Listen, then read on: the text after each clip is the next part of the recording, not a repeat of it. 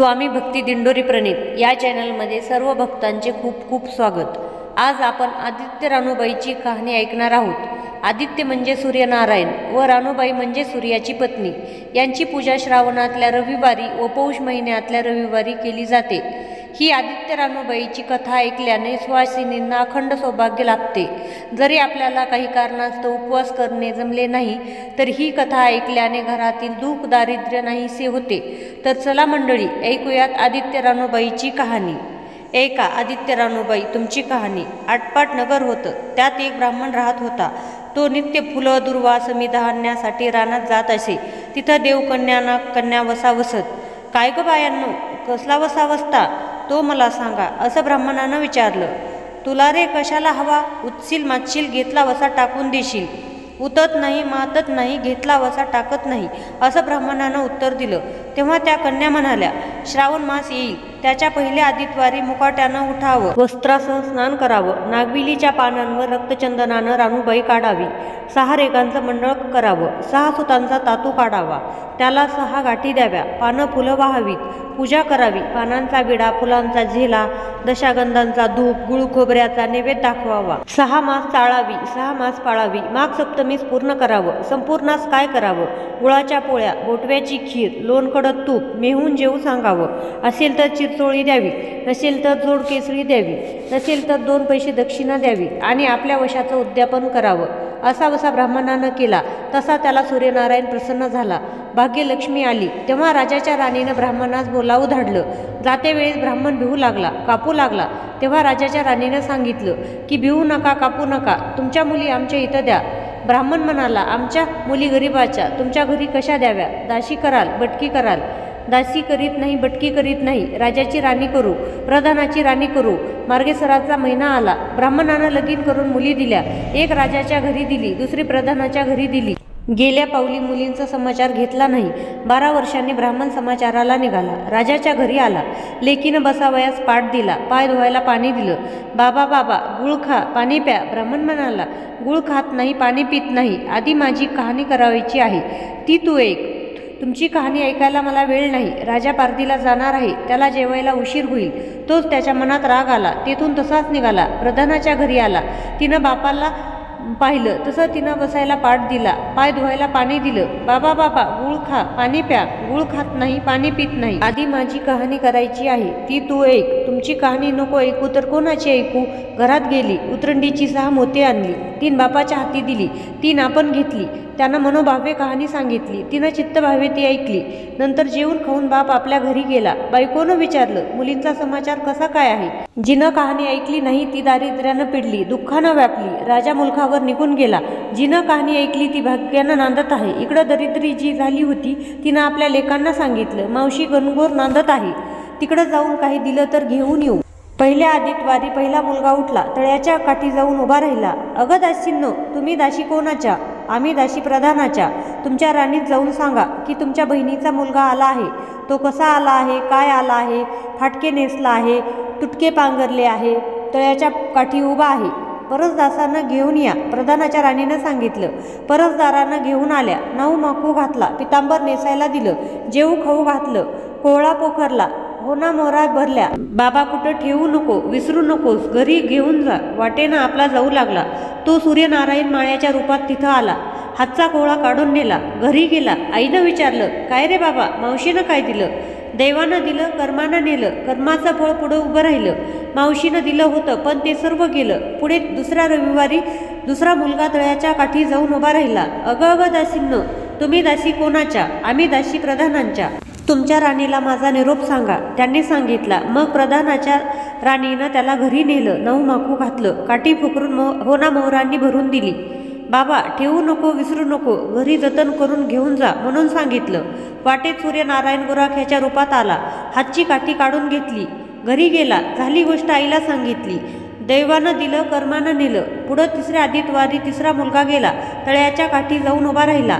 त्यालाही पहिल्यासारखं प्रधानाच्या राणीनं नाऊ माकू घातलं, पितांबर नेसायला दिलं, जेवू खाऊ घातलं, नारळ पोखरून होना मोहरांनी भरून दिला। ठेवू नको, विसरू नको म्हणून सांगितलं। घरी जाताना विहिरीच्या काठी नारळ ठेवून पाणी प्यायला तो विहिरीत उतरला। तो नारळ गडगडून विहिरीत पडला, घरी गेला। आईनं विचारलं, काय रे बाबा, मावशीनं काय दिलं? आई ग, मावशीनं दिलं होतं, पण देवानं बुडवलं. चौथ्या आदितवारी चौथा मुलगा गेला. तळ्याच्या पाळी जाऊन उभा राहिला. त्यालाही प्रधानाच्या राणीनं घरी नेऊन नाऊ माकू घातला. पितांबर नेसायला दिलं. जेवू खाऊ घातलं. त्याला दह्याची शिदोरी होना मोहरांनी घालून बरोबर दिली. सूर्यनारायण घारीच्या रूपानं आला. हातची शिदोरी घेऊन गेला. घरी गेला. आईनं विचारलं, काय रे बाबा, मावशीनं काय दिलं? मावशीनं दिलं, पण देवानं ते सारं नेलं. पाचव्या आदितवारी आपण उठली. तळ्याच्या काठी जाऊन उभी राहिली. दासीने तिचा निरोप तिच्या बहिणीला जाऊन सांगितला. बहिणीने तिलाही परसदारानं घरी नेली. नऊ माकू घातली. पाटव नेसायला दिला. प्रधानाची राणी आदितवारची कहाणी सांगू लागली. काय वसा करतेस तू, मला सांग. बहीण म्हणाली, अगं अगं चांडळणी, पापिनी, बापाची कहाणी ऐकली नाहीस म्हणून तुला दारिद्र्य आलं. राजाच्या राणीनं विचारलं, त्याला नाही म्हणून तुला दारिद्र्य आलं. राजाच्या राणीनं विचारलं, त्याला उपाय काय? तेव्हा तिनं वसा सांगितला. ती बहिणीच्या घरी राहिली. श्रावण मास आला. सांगितल्याप्रमाणे सूर्यनारायणाची पूजा केली. इकडं राजाला भाग्य आलं. राजानं बोलावं धाडलं. मावशी, तुला छत्र आली, चामरं आली, पाईक आले, पखर आले. मला ग पापिनीला छत्र कुठली, चामर कुठली, पाईक कुठले, पखर कुठले? बाहेर जाऊन दाराशी बघतात तो राजा बोलावू आला. राजा आला तशी घरी जायला निघाली. एकमेकींनी बहिणींना आहेर केले. वाटेनं जाऊ लागली. तो पहिल्या मजले स्वयंपाक केला. राजानं वाढलं, मुलांना वाढलं, आपलं पान वाढून घेतलं. तेव्हा कहाणीची आठवण झाली. करारे हाकारे पिटारे डांगोरा, नगरात कोणी उपाशी आहे का याचा शोध करा. उपाशी नाही, तपाशी नाही. वाटेनं एक मुळी विक्या जातो आहे. त्याला म्हणावं, आमच्या बाईची कहाणी ऐकायला ये. तुझ्या बाईची कहाणी ऐकून मला काय फळ? माझं पोट भरलं पाहिजे. असं म्हणून तो राणीकडं आला. तशी 6 मोती राणीनं घेऊन त्याला 3 दिली आणि 3 आपल्या हातात ठेवली. मनोभावे कहाणी सांगितली. चित्तभावे त्यानं ऐकली. त्याची लाकडाची मुळी होती ती सोन्याची झाली. तो म्हणाला, कहाणी ऐकल्याचं एवढं फळ, तर वसा घेतल्याचं काय फळ?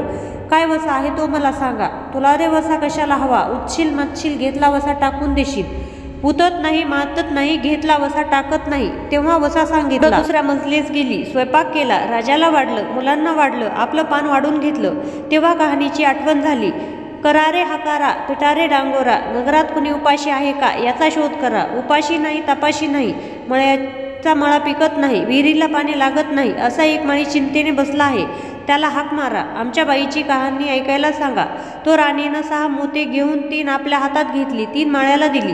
राणीनं कहाणी मनोभावे सांगितली. ती माळ्यानं चित्तभावानं ऐकली. माळ्याचा मळा पिकू लागला. विहिरीला पाणी लागलं. तो म्हणाला, बाई बाई, कहाणी ऐकल्याचं एवढं फळ, तर वसा घेतल्याचं काय फळ?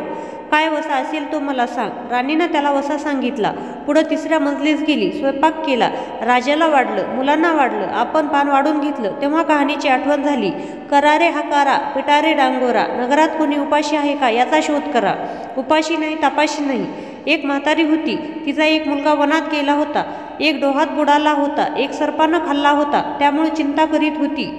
तिला म्हणाले, आमच्या बाईची कहाणी ऐक. ती म्हणाली, कहाणी ऐकून मी तरी काय करू? मी मुलांसाठी रडते आहे. बरं येते. मग ती राणीकडे गेली. राणीनं पहिल्याप्रमाणे तिला कहाणी सांगितली. तिनं ती चित्तभावाने ऐकली. तिचा मुलगा वनात गेला होता तो आला. डोहात बुडाला तो आला. सर्पानं खाल्ला तो आला. ती म्हणाली, बाई बाई, कहाणी ऐकल्याचं हे फळ, तर वसा घेतल्याचं काय फळ? काय वसा आहे तो मला सांग. मग राणीने तिला तो वसा सांगितला. पुढे 4थी मजलीस गेली. स्वयंपाक केला. राजाला वाढलं, मुलांना वाढलं, आपलं पान वाढून घेतलं. इतक्यात तिला कहाणीची आठवण झाली. करारे हाकारा पिटारे डांगोरा, नगरात कुणी उपाशी आहे का याचा शोध करा. उपाशी नाही, तापाशी नाही. पण कांडोळा मासाचा गोळा, हात पाय नाही. असा एक मनुष्य रस्त्याने जात होता. त्याच्या अंगावर तांब्याभर पाणी ओतलं. पालता होता तो उताना केला. 6 मोती होती. 3 मोते त्याच्या बिंबीवर ठेवली. 3 मोते आपण हाती घेतली. राणीने मनोभावे कहाणी सांगितली. ती त्यानं ऐकली. त्याला हातपाय आले. देह दिव्य झाला. तो म्हणाला, कहाणी ऐकल्याचं हे फळ, तर वसा घेतल्याचं काय फळ? काय वसा आहे तो मला सांगा. मग राणींनी त्याला वसा सांगितला. 5व्या मुक्कामास घरी आली. स्वयंपाक केला. सूर्यनारायण जेवायला घरी आले. 7 दरवाजे उघडले. लोहगंगाळे पाणी तापविले. 7 पक्वान्न जेवायला केली. सूर्यनारायण जेवायला बसले. त्यांना पहिल्या घासास केस लागला. ते म्हणाले, अगं अगं, कोणा पापिनीचा केस आहे? राजाच्या राणीला 12 वर्ष दारिद्र्य आलं होतं. तिनं आदितवारी वळचणी खाली बसून केस विंचरले होते. काळं चबाळं, डोईचा केस, वळचणीची काडी, डाव्या खांद्यावरून वेशी बाहेर टाकून दे. राजाच्या राणीला सूर्यनारायणाचा कोप झाला. तसं कोणाला होऊ नये. ब्राह्मणाला, मुळीविक्याला, राजाच्या राणीला, म्हातारीला, कानाडोळा, मासाचा गोळा इतक्यांना जसा सूर्यनारायण प्रसन्न झाला तसा तुम्हा आम्हाला हो. ही 60 उत्तराची कहाणी 5 उत्तरांची सुफळ संपूर्ण. तर मंडळी, जर तुम्हाला ही माहिती आवडली असेल तर असेच माहितीपूर्ण व्हिडिओज पाहण्यासाठी या चॅनलला सबस्क्राईब करा.